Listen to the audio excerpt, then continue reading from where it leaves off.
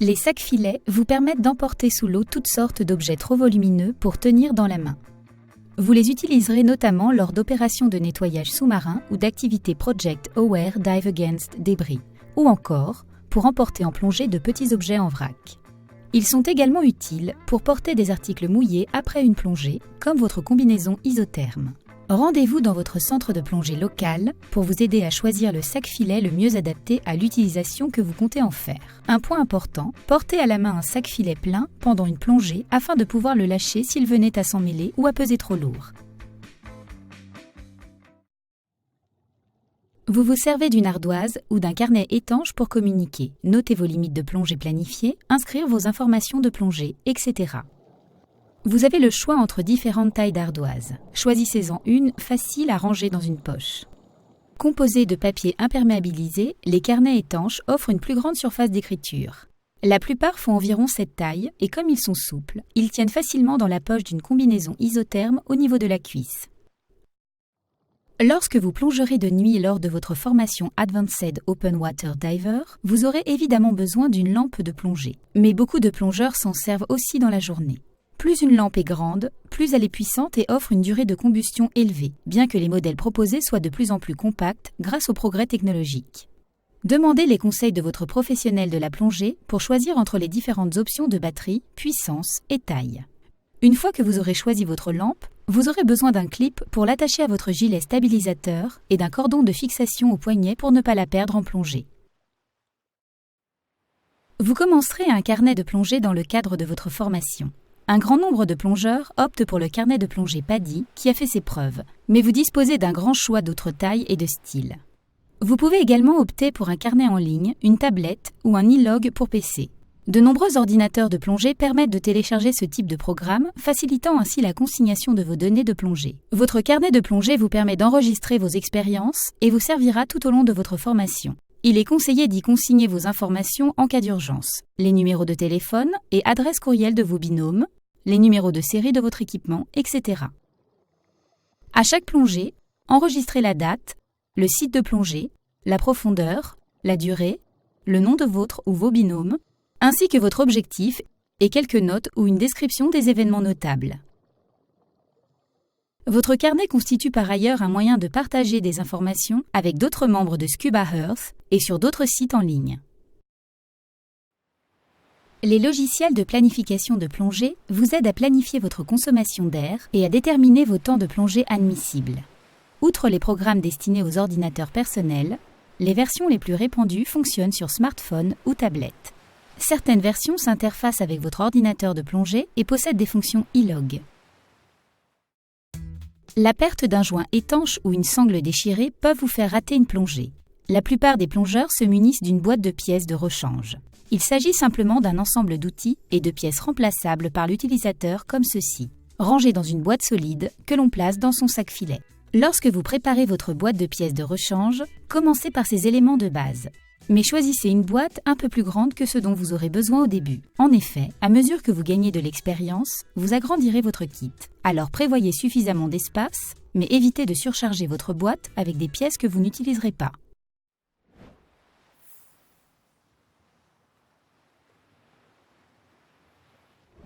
Même s'il s'agit d'une activité de détente, à l'instar de tous les sports, la plongée peut être physiquement épuisante, notamment lorsque vous marchez avec votre matériel, nagez dans un courant ou intervenez pour une urgence. Tâchez donc de vous maintenir en bonne forme physique en pratiquant un programme d'exercice régulier approuvé par votre médecin. Soyez attentif à votre alimentation et votre sommeil et veillez à être à jour dans vos vaccinations. Un examen médical régulier est également recommandé. Comme toute activité physique, la plongée soumet le cœur et le système cardiovasculaire à certaines contraintes. Notamment lorsque vous soulevez et portez votre matériel, lorsque vous portez une combinaison isotherme par forte chaleur, etc. Ces facteurs peuvent causer des crises cardiaques chez les personnes prédisposées et peuvent poser problème en présence d'autres troubles cardiovasculaires. Si vous présentez des risques cardiovasculaires avérés ou potentiels, veillez à en parler à votre médecin. Ne consommez jamais d'alcool ou de tabac avant une plongée. Si vous consommez de l'alcool, faites preuve de modération la veille d'une plongée. Certains médicaments peuvent poser des problèmes en plongée, alors faites preuve de prudence et consultez votre médecin en cas de doute sur un médicament particulier. Vous devez être en bonne santé physique pour plonger. Si vous ne vous sentez pas bien, annulez la plongée. Vous pourrez plonger une fois rétabli et comme vous l'avez déjà appris, n'utilisez pas de médicaments pour éliminer les symptômes et plonger alors que vous êtes malade. La plongée est censée procurer du plaisir. Vous ne pourrez donc l'apprécier que si vous êtes en bonne santé. Comme toute autre activité physique, vous entretenez vos compétences et connaissances de plongeur par la pratique en plongeant régulièrement. S'il n'est pas possible d'aller en milieu naturel, entraînez-vous en piscine avec un binôme. Restez au fait des tendances et des pratiques de la plongée, notamment en maintenant le contact avec d'autres plongeurs et certaines communautés en ligne comme Scuba Earth. Si vous ne plongez pas pendant plus de 6 mois, renseignez-vous auprès de votre instructeur PADI sur le programme Scuba Review qui vous permet de rafraîchir vos connaissances et vos compétences.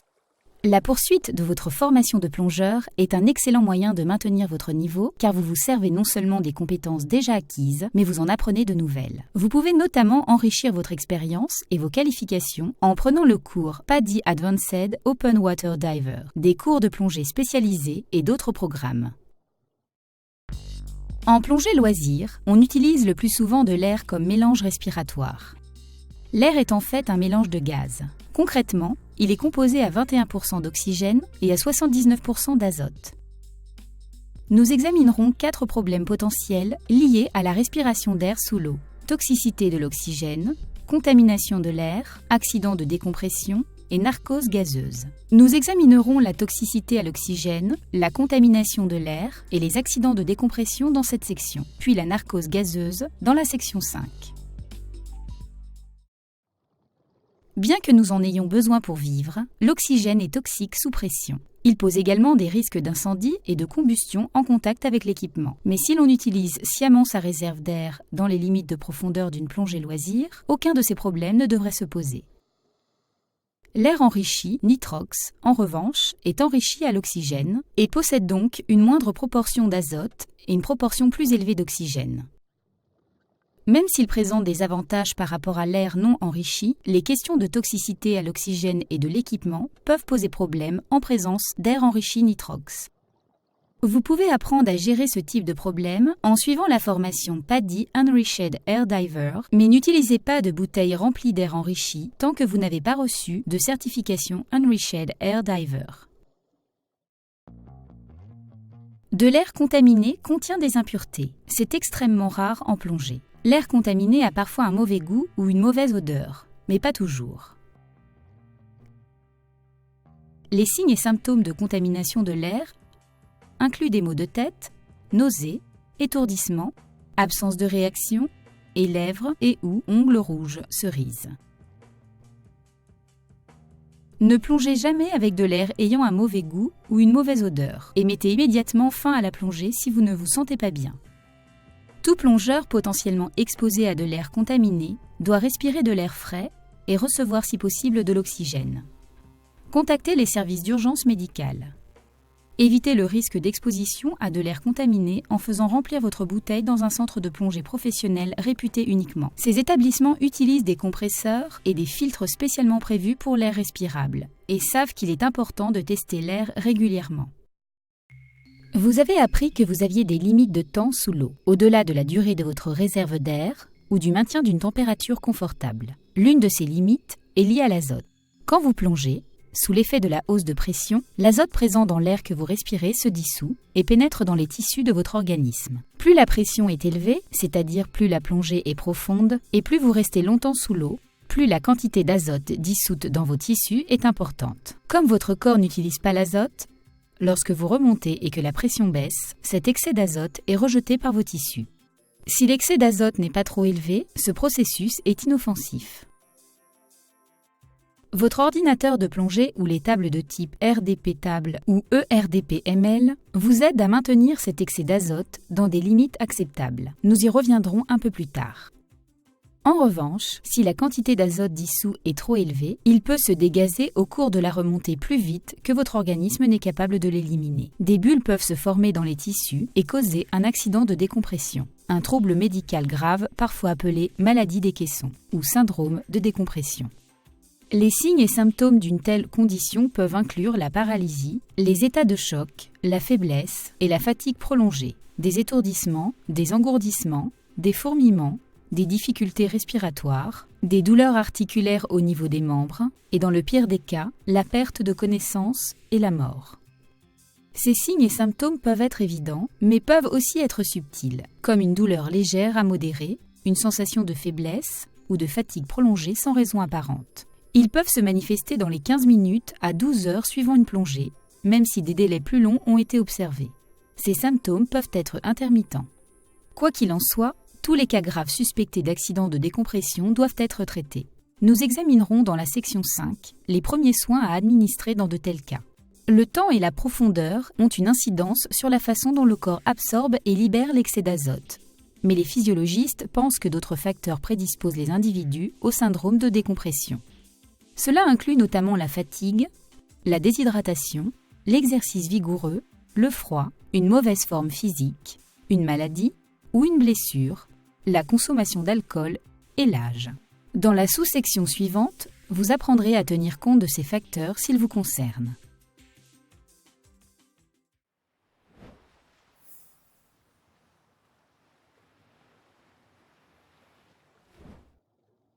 Afin de réduire au maximum les risques d'accidents de décompression, les niveaux d'azote excédentaires doivent être maintenus dans les limites admises. Mais comme il n'y a aucun moyen de mesurer le niveau réel d'azote qui se dissout dans l'organisme, on utilise des ordinateurs et des tables de plongée. Ceci applique un modèle mathématique pour estimer les variations du niveau d'azote dans le corps avant, pendant et après une plongée. Basés sur les données de milliers de plongées, les modèles de décompression sont extrêmement fiables pour la grande majorité des individus. Et ce, la plupart du temps, mais ils n'effectuent aucune évaluation des effets réels sur l'organisme. Par ailleurs, ces modèles ne tiennent pas compte de la présence ou non de facteurs prédisposants.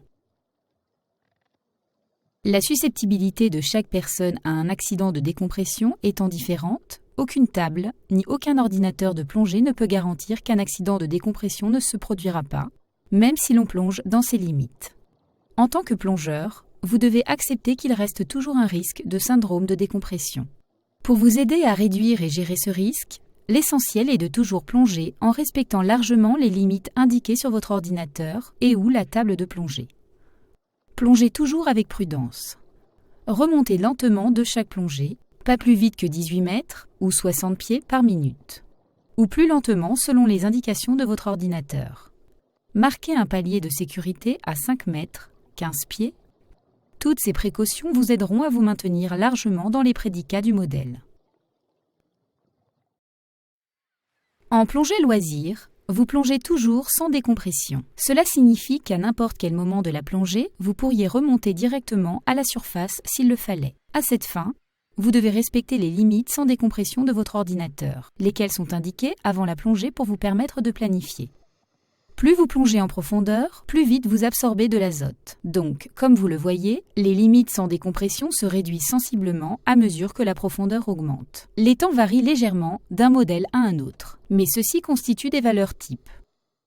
Pendant la plongée, votre ordinateur actualise votre temps de plongée sans décompression en fonction du temps que vous passez à chaque profondeur.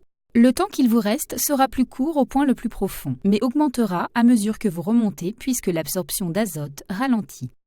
On désigne par le terme plongée multiniveau la pratique qui consiste à prolonger son temps de plongée en remontant vers une eau moins profonde. C'est l'un des avantages majeurs offerts par les ordinateurs de plongée. Les tables basent votre limite de temps sur votre plus grande profondeur, même si vous ne maintenez pas une telle profondeur pendant toute votre plongée, ce qui se produit rarement. Notez que l'ERDP-ML est une exception à la règle, puisqu'il permet de planifier des plongées multiniveaux. Voyons comment ces limites peuvent varier au cours d'une plongée type. Ces plongeurs voudraient plonger à 18 mètres, 60 pieds, faire un peu d'exploration, puis remonter graduellement de manière à rester largement dans leurs limites, sans décompression, et à disposer d'une réserve d'air restante de 50 bars, 500 PSI, au moment de leur immersion. Lors de la planification pré-plongée, ils font défiler leur temps de plongée sans décompression. Leurs ordinateurs indiquent un temps de plongée sans décompression de 140 minutes à 12 mètres, 40 pieds, et de 55 minutes à 18 mètres, 60 pieds. Il décide de descendre jusqu'à 18 mètres, 60 pieds, puis d'entamer la remontée au bout de 30 minutes. La plongée se déroule comme prévu. Au bout d'une demi-heure, à 18 mètres, 60 pieds, leur ordinateur indique qu'il leur reste 25 minutes de plongée sans décompression. Ils entament leur remontée le long du récif et se stabilisent à 12 mètres, 40 pieds. Leur ordinateur indique un temps de plongée sans décompression de 83 minutes. Cela représente beaucoup plus de temps que ce dont ils disposaient à 18 mètres, 60 pieds. Mais comme leur organisme a absorbé de l'azote, ils disposent d'un temps de plongée inférieur aux 140 minutes indiquées avant la plongée. Mais étant donné que ce temps de plongée sans décompression est plus important que leur réserve d'air, ils mettent fin à la plongée avec suffisamment d'air pour remonter, marquer un palier de sécurité et refaire surface avec une réserve de 50 bars, 500 PSI. La vitesse de remontée est l'un des calculs effectués par les ordinateurs et tables de plongée. Il est donc important de respecter la vitesse indiquée. Les paliers de sécurité ne sont pas obligatoires en immersion dans les limites du modèle. Mais il est plus prudent de les marquer largement dans ces limites. Vous omettriez ces paliers uniquement dans une situation d'urgence, comme une panne d'air. En revanche, si vous dépassez accidentellement une limite sans décompression, vous devez absolument marquer un palier de décompression. Dans ce cas, ce palier est impératif pour éliminer l'excès d'azote avant de faire surface. Si vous omettiez ce palier, vous dépasseriez les limites du modèle et vous vous exposeriez à un risque inacceptable d'accident de décompression. Nous reviendrons sur les paliers de décompression d'urgence dans la section 5. Après une plongée, vos temps de plongée sans décompression sont plus courts qu'avant la plongée.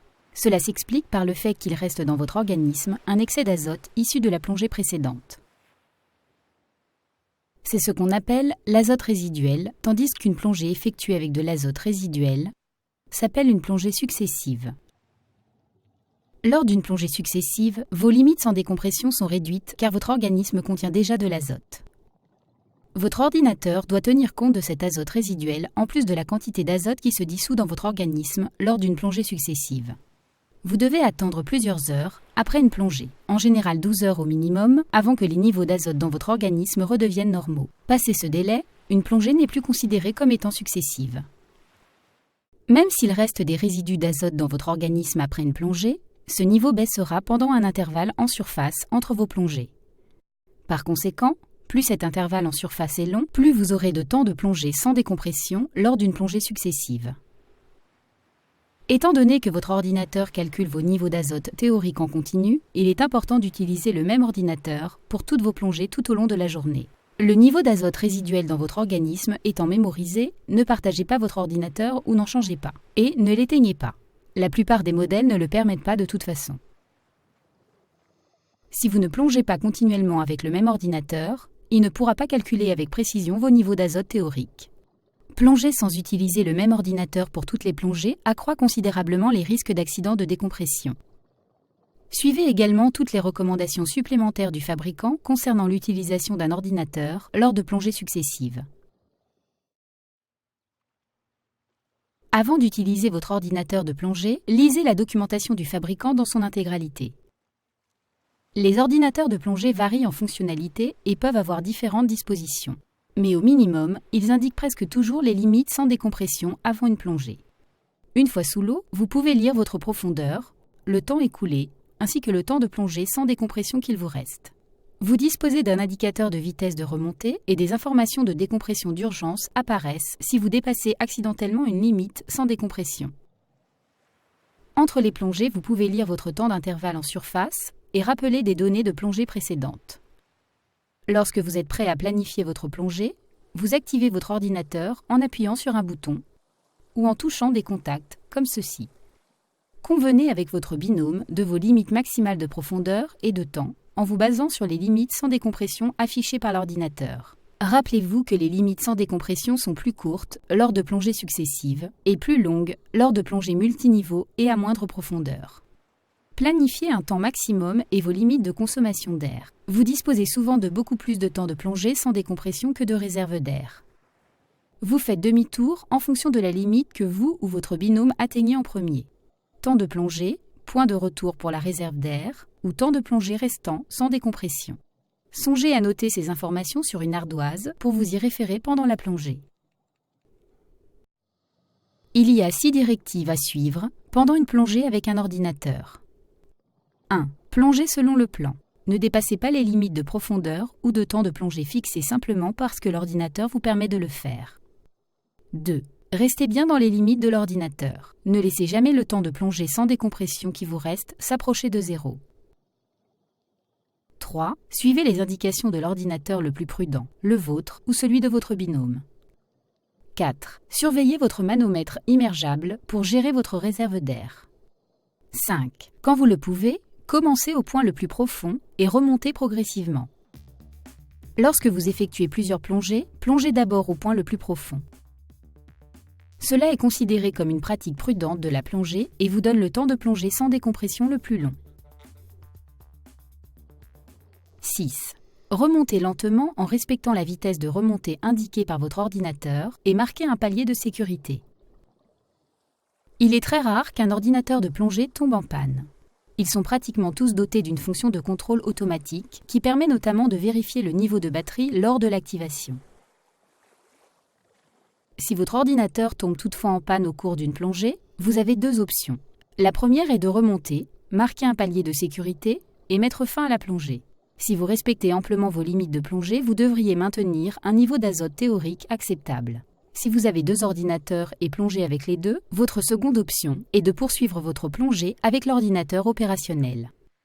Si votre ordinateur tombe en panne entre 2 plongées et que vous en utilisez 2, vous pouvez effectuer une nouvelle plongée avec celui qui fonctionne. Si vous plongez avec un seul ordinateur et que celui-ci tombe en panne, vous pourrez peut-être continuer à plonger en utilisant les indications de temps et de profondeur provenant des tables de plongée, d'un profondimètre et d'un chronomètre. Sinon, vous devez attendre 12 heures avant de replonger avec un ordinateur opérationnel.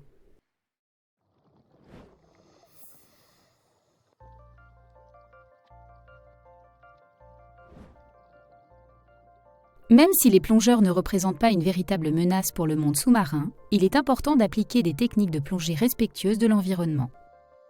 Tandis que certains plongeurs peuvent causer des dégâts par manque de considération, d'autres veulent admirer la beauté naturelle et le patrimoine culturel. Ils peuvent aussi amplifier les problèmes dans les environnements déjà touchés par la pollution. Mais surtout, en tant que plongeur, vous avez un rôle d'ambassadeur du monde sous-marin et vous montrerez l'exemple en optant pour les bonnes techniques de plongée. En tant qu'observateur direct du monde sous-marin, les plongeurs sont souvent les témoins initiaux des problèmes. La façon dont vous plongez aura donc une incidence sur votre crédibilité en tant que relayeur de ce que vous observez sous l'eau et en tant que porte-parole des initiatives d'information du public et de protection du monde sous-marin. Vous pouvez aussi agir directement en participant par exemple aux opérations de nettoyage, d'élimination des espèces envahissantes ou de collecte de données destinées à la recherche. Pour en savoir plus sur les différentes actions que vous pouvez mener en tant que plongeur pour contribuer à la protection du monde sous-marin, adressez-vous à votre centre PADI ou de plongée et consultez le site projectaware.org.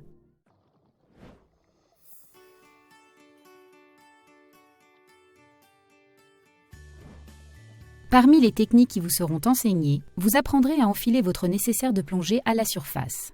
Cela est souvent nécessaire lors d'une mise à l'eau depuis un petit bateau, mais peut aussi intervenir depuis un grand bateau, un quai ou dans d'autres situations.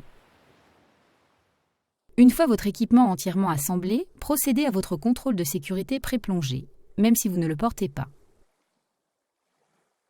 Assurez-vous qu'il flotte. Vous devrez peut-être placer vos poids une fois votre équipement enfilé. Si vous n'utilisez pas de gilet à lestage intégré, vous mettrez vos poids une fois équipés de votre nécessaire. Ne vous mettez pas à l'eau sans gilet si vous portez votre système de lestage. Dès que vous êtes prêt, mettez votre matériel dans l'eau ou sur un câble si vous ne vous mettez pas tout de suite à l'eau ou votre binôme peut vous le passer après votre mise à l'eau. Mettez-vous à l'eau en utilisant une technique adaptée, par exemple en position assise contrôlée.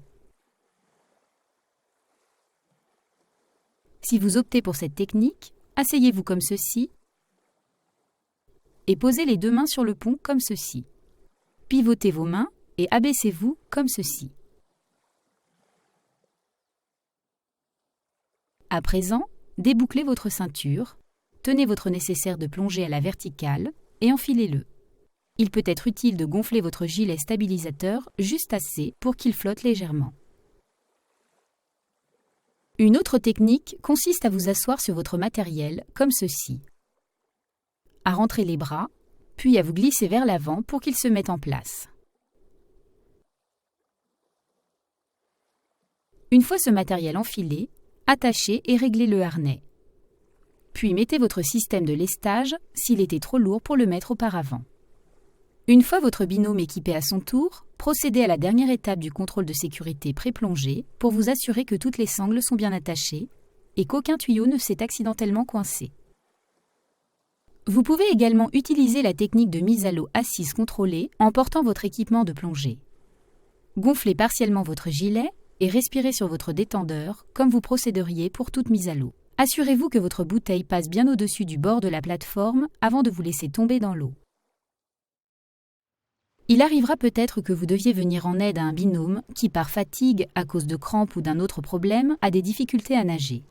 Assurez-vous avant tout d'être tous deux en état de flottabilité. Utilisez le remorquage par la robinetterie de la bouteille pour les remorquages sur de courtes distances, comme ceci.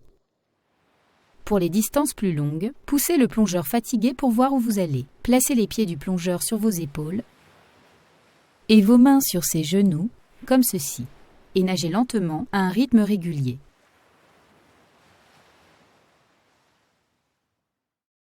Dans cet exercice, vous utilisez à la fois les techniques de flottabilité neutre et les techniques de descente, de nage et de remontée telles que vous les utiliseriez en milieu naturel. Vous supposerez que le fond ou une zone particulière est fragile, comme le corail, et éviterez donc tout contact. Lorsque vous êtes prêt, effectuez une descente en 5 points avec votre binôme en vous aidant d'un point de repère visuel, tel un câble ou autre. Contrôlez votre descente en maîtrisant votre flottabilité. Donc, vous vous arrêtez et vous mettez en flottabilité neutre à environ 1 ou 1,2 mètres, 3 ou 4 pieds au-dessus du fond. Puis vous maîtrisez votre flottabilité et nagez sans toucher le fond.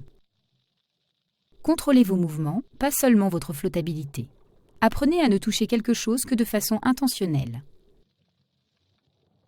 Retournez au câble de repère et procédez à une remontée en 5 points, en utilisant comme repère visuel uniquement, là encore, sans toucher le fond. Si vous perdez votre masque et ne parvenez pas à le récupérer, vous devrez vous en passer pour terminer votre plongée. La nage sans masque vous permettra de vous y entraîner.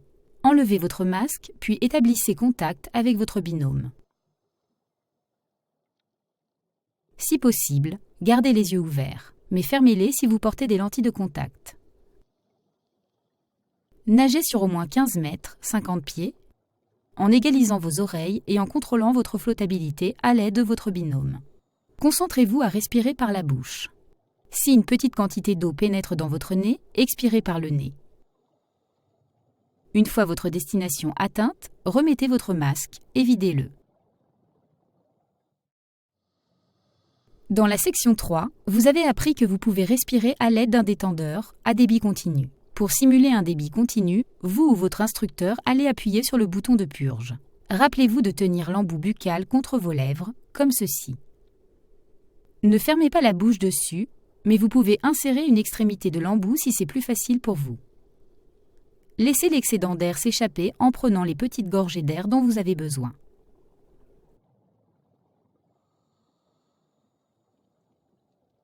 Après l'exercice, vérifiez votre manomètre immergeable. Vous serez surpris de la quantité d'air que vous avez utilisée.